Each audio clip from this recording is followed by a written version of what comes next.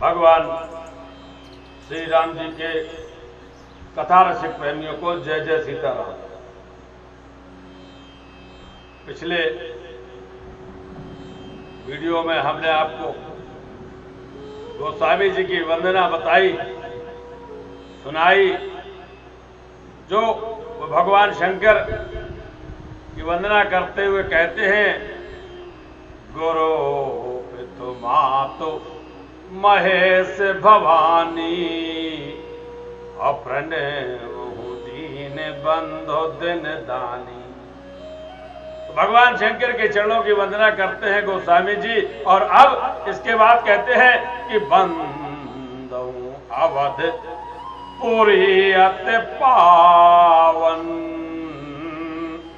अवसर जो सर कलो से नसावन अप्रणव पुर नर नार बहोरी अममता जिन पर प्रभु है न थोरी। कहते हैं गोस्वामी जी, अब मैं पवित्र अयोध्यापुरी का वर्णन करता हूं, उनकी वंदना करता हूं। क्यों? ये अयोध्यापुरी है, ये कैसी है? जहां पर सरयू माता है, कलयुग के पापों का नाश करने वाली है। इसलिए ऐसी अयोध्यापुरी और श्री सरयू जी के चरणों की मैं वंदना करता हूं। और उसके बाद मैं अयोध्यापुरी के नर नारियों के चरणों की भी वंदना करता हूं, उनको प्रणाम करता हूं। क्यों उनको प्रणाम? इसलिए करता हूं, ममता जिन पर प्रभु है न थोड़ी। भगवान श्री राम जी की ममता जिन पर थोड़ी नहीं है, अर्थात बहुत है। ऐसी अयोध्यापुरी। अच्छा, अयोध्या जी है कैसी? सप्तपुरियों में अयोध्यापुरी की भी गणना होती है, और इसमें गीतावली में बड़ा ही सुंदर वर्णन गोस्वामी जी ने किया है। कहा कैसी है? कौशलपुरी सुहावनी सर सर जू के तीर। और वैसे भी आप सभी लोग अयोध्या जी जो गए होंगे, उन्होंने माता सरयू के दर्शन किए होंगे। दर्शन ही सुख देने वाला होता है। मज्जन जलपान तो विशेष इहलोक और परलोक को सुधारने वाला होता ही है। उनका दर्शन ही हमें समस्त पापों से मुक्त और आनंद से भर देता है। तो गीतावली में जो कहते हैं कि कौशलपुरी सुहावनी सर सरजू के तीर अभोपावली मुकुट मन नरपत जहां रघुवीर। जहां के राजा, राजाओं के शिरोमण, भूपावली मुकुटमण, राजाओं में जो मणि, ऐसे रघुनाथ जी जहां के राजा है। पुर नर नार चतुर अति। गोस्वामी जी इसलिए अयोध्या वासियों के चरणों की वंदना करते हैं कि वहां के नर नारी है वे अत्यंत चतुर बताए। क्यों? धर्म निपुण रतनीत। धर्म में निपुण है, धर्म परायण है, नीत में निपुण है, लगे हुए नीत का पालन करने वाले।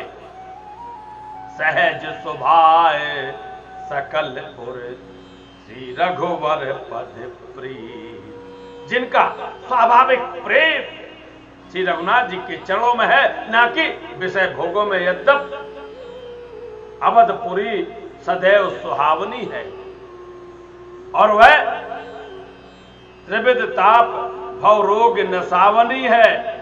तीनों प्रकार के तापों को हरने वाली है, और अमरावती देवनगरी का भी तिरस्कार करने वाली। परंतु वहां के जो नर नारी है, ये नीत निपुण है, धर्म परायण है। इनका विषय भोगों में भाव नहीं रहता है। ये तो रघुनाथ जी के चरणानु अनुरागी हैं। भगवान अयोध्या वासियों पर कितना प्रेम करते हैं। गोस्वामी जी लिखते हैं, सिय निंदक अघ ओघ नसाए लोक विशोक बनाए बसाए। देखो, अयोध्यापुरी में रहने वाले जो धोबी और उसके समर्थक है ना, यद्यप उन्होंने पाप किया था, परंतु भगवान इतनी कृपा करते हैं कि उसके पाप समूहों को नाश करके उसे शोक रहित बनाकर अपने धाम में भेज देते। ऐसे रघुनाथ जी हैं। गोस्वामी जी कहते हैं इतने कृपालु दयालु भगवान के चरणों की तो बात ही निराली है। बंदौ कौशल्या दिस प्राची तीरथ जासु सकल दिस माची।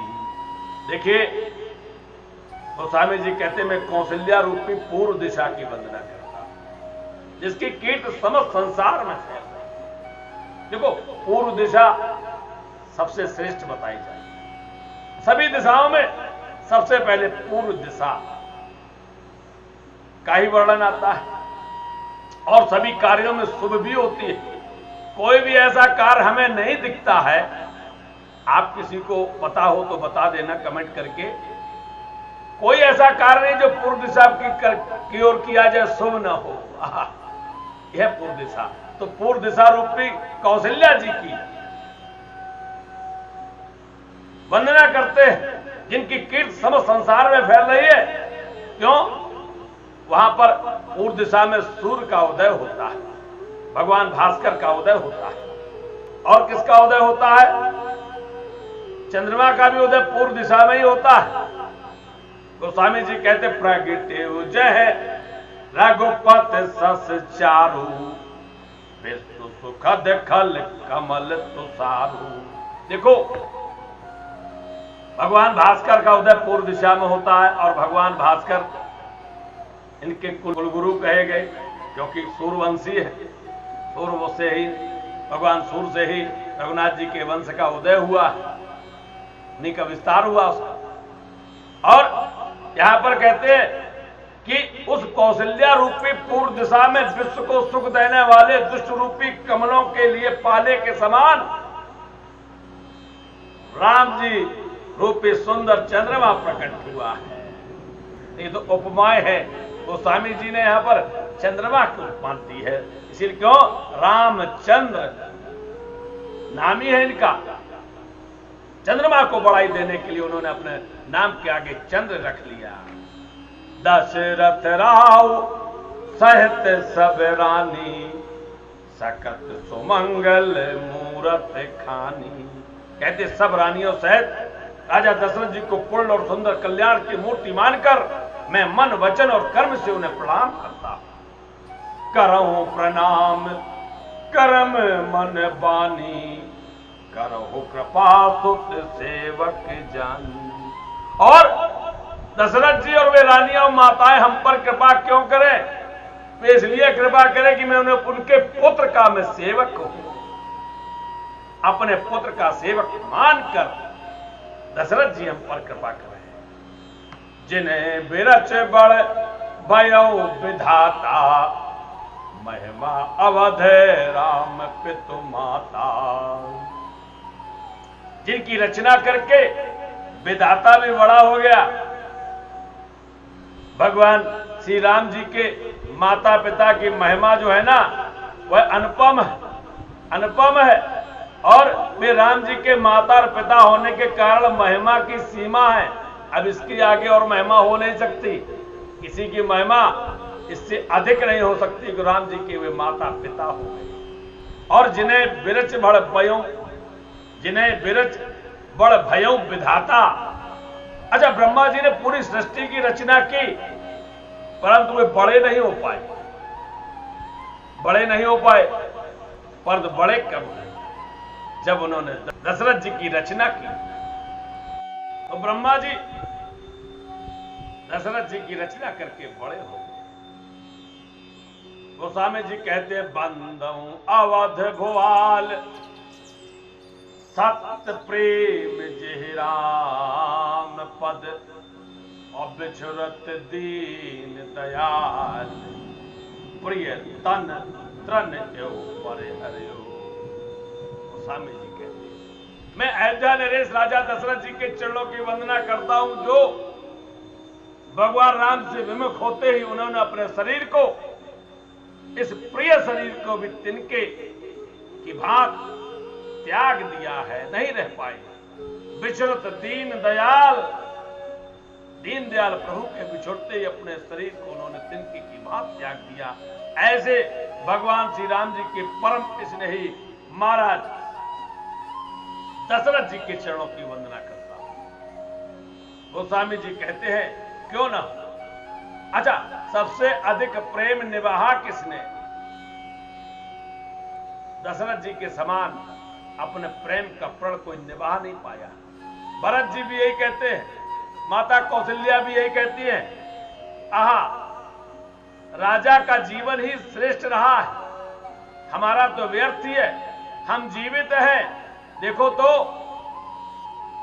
जियत राम विधु बदन निहारा, राम बिरह करे मरण सवारा। आहा, ये तो जीना और मरना, जिए मरे फल भूपत जाना। आहा, जीना कैसा होता है, मरना कैसा होता है, ये तो राजा दशरथ जी से अच्छा कोई नहीं जान सकता। क्यों? जब तक जीवित रहे, जियत राम विधु बदन निहारा, उनके मुख रूपी चंद्रमा का अवलोकन करते रहे। राम विरह कर मरण संवारा, और राम जी से विरह होते ही उन्होंने अपने प्राणों का परित्याग कर दिया। हम क्या करते? हम उनका भजन तक नहीं कर पाते। और दशरथ जी के चरित्र से ही हमें सीख लेनी चाहिए कि जब तक के जीवन है, राम जी के दर्शन करते रहें, कानों से उनकी लीलाओं का गुणगान सुनते रहें, और मुख से भगवान श्री राम जी का भजन करते रहें। यही एक आन बना ले, यही एक शपथ बना ले, यही एक सौगंध बना ले, यही एक दृढ़ निश्चय कर ले, हमारा जीवन अवश्य ही सफल हो जाएगा। कथा को यहीं पर विराम देते हुए अगली कथा यहीं से पुनः आप लोगों को सुनाएंगे। तब तक के लिए जय जय सीताराम।